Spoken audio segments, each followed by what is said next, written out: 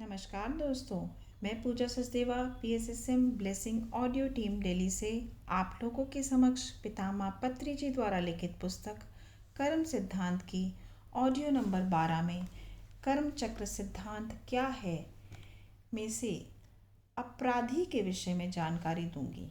पत्री जी कहते हैं, अपराधी के साथ कैसा व्यवहार करना चाहिए या ये सोचकर उसे छोड़ देना चाहिए कि ये घटना उसके पिछले जन्म के कर्म के कारण हुई होगी। यहाँ हमें ये सोच रखनी चाहिए कि वर्तमान समय में जो भी सामाजिक कानून है वो उस व्यक्ति को किसी तरह उसके बुरे कर्मों को काटने के लिए मददगार बन सकेगी। कुछ देशों में तो सामाजिक कानून बहुत सख्त यानी कठोर हैं और कुछ देशों में अमीर लोग अपने मतलब के लिए उस कानून को परिवर्तित कर सकते हैं। कोई व्यक्ति स्थानीय कानून के तहत हर्जाना भर के अपने बुरे कर्म के फल को थोड़ा कम कर लेगा अगर वे व्यक्ति उस गलती को स्वीकार कर, समझकर, दिल से महसूस करते हुए, पश्चाताप करते हुए आगे से कभी भी ऐसे बुरे काम ना करने का फैसला ले ले, तभी वो अपने बुरे कर्म प्रभाव को कुछ हद तक चुका पाएगा। सज़ा के कारण और भी ज़्यादा गुस्सा, द्वेष और बदले की भावना रखेगा तो ये सज़ा कभी भी उसके कर्म ऋण को चुकाने में मददगार नहीं होगी। हमें सामाजिक कानून इस तरह बनाने चाहिए जिससे मनुष्य अगर किसी को हानि पहुंचाए तो कानूनी सज़ा भुगतते हुए अपने बुरे कर्म को दूर कर ले।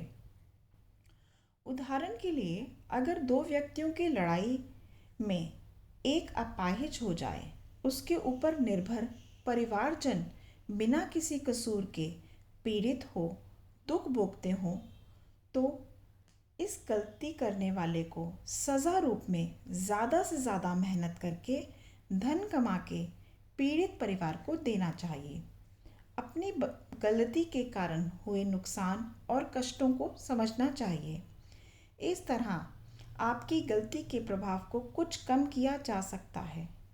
जिस व्यक्ति ने गलती की है वो कुछ साल जेल में सज़ा पूरी करके अपने मन से पश्चाताप करके अपने कर्म ऋण को कम कर सकता है। इसके अलावा कोई भी शक्ति उसके कर्म ऋण को कम करने में सहायक नहीं हो सकती। गलती करने वाले को पुलिस के हवाले कर देना चाहिए जिससे उसे अपने कर्म को कम करने का मौका मिलेगा और यदि वे अपने पैसे के बल पर या ओहदे के प्रभाव से अपने आप को निर्दोष साबित करने की कोशिश करेगा तो कर्म ऋण के दुगना होने की भी संभावना है।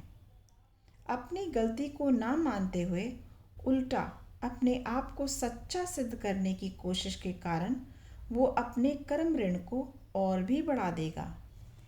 इस संसार में कई कसूरवार आज़ादी से घूम रहे हैं। इसकी वजह से लोगों का कानून से विश्वास भी उठ गया है। जिन्होंने भी स्थानीय कानून की व्यवस्था की थी वो बहुत ही अच्छे मकसद से की थी। जो भी नियम बनाए थे वो बहुत ही अच्छे थे, पर कुछ पढ़े लिखे और अमीर लोगों ने उसे अपने स्वार्थ, अपने मतलब के लिए बदनाम कर दिया।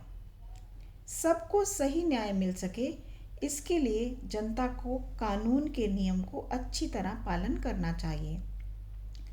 हमें कानून की सहायता करनी चाहिए, नहीं तो कानून व्यवस्था कमज़ोर हो जाती है।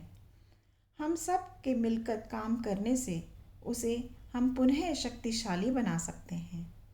स्थानीय कानून का अगर सही तरीके से पालन किया जाए तो ज़्यादातर कर्म ऋण इसी पृथ्वी पर ही कट जाएंगे। नियम के अनुसार अपने कानून के दिए हुई सज़ा को भोगते हुए अगर व्यक्ति को ज़रा सा भी पश्चाताप ना हो तो उसको कर्मदंड भी ज़रूर मिलेगा। एक और उदाहरण यहाँ पत्री जी दे देते हैं कि अगर किसी निर्दोष व्यक्ति को कानून के द्वारा कसूरवार ठहरा के सज़ा दी गई, उसका कारण क्या है, उस व्यक्ति की क्या प्रतिक्रिया रहेगी। ये भी समझने वाला विषय है। सबको इसकी जानकारी होनी चाहिए।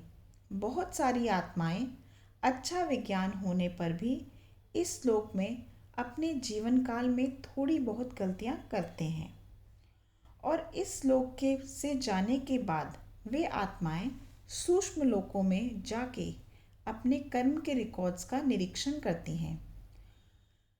वो अपने ज्ञान की वजह से जल्दबाजी में फैसला नहीं लेती, बल्कि कुशलतापूर्वक पूरी योजना तैयार करके भूलोक पर आती हैं और अपने कर्म ऋण को चुकता करती हैं और साथ ही नए कर्म करने से भी बच जाती हैं। वो आत्माएं समझती हैं कि पिछली गलतियों की वजह से कुछ कष्ट तो उठाना ही पड़ेगा। उनको ये भी जानकारी होती है कि अगर फिर से कोई गलती होती है तो फिर से नए कर्म से जुड़ जाएंगे। इसलिए ये आत्माएं निर्दोष होने के बावजूद भी कानून की सज़ा को खुशी खुशी स्वीकार कर लेती हैं। इस तरह वो धैर्य के साथ सज़ा को भोगते हुए वो अपनी आत्मा की वृद्धि करते हैं। जेल में आत्मा की उन्नति के लिए योग्य परिस्थिति न होने के बावजूद भी अपनी शक्ति को इकट्ठा करके ऐसे वातावरण में भी अपने स्वभाव की अभिवृद्धि करना चाहें तो वो अपने साथ दूसरों की भी उन्नति में मददगार होंगे। दोस्तों, आज के लिए बस इतना ही। बाकी की जानकारी हम अगली ऑडियो में करेंगे। धन्यवाद।